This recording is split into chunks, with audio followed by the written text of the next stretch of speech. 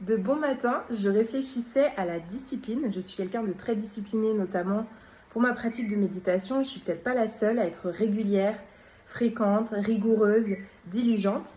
Et ce que j'ai remarqué, c'est que parfois, ce qui peut freiner notre évolution, nos progrès, ce n'est pas la discipline elle-même, mais c'est les micro-habitudes autour de nos disciplines qui sont contre-productives. Je prends un exemple, on peut méditer 2 heures par jour et scroller 2 heures par jour, ou faire un régime et après aller manger un fast-food.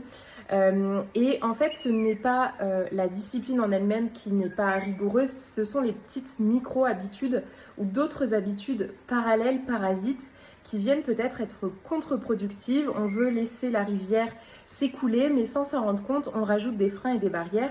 Donc peut-être que pour progresser, ce qu'il faut regarder, ce n'est pas la discipline en elle-même ou notre sujet, notre projet, mais les choses autour qui sont productives ou contre-productives. Par exemple, encore une fois, on peut faire beaucoup de sport et chercher à bâtir du muscle dans notre corps, mais si on n'a pas un sommeil et une nutrition adaptée, l'écosystème, il n'est pas bon.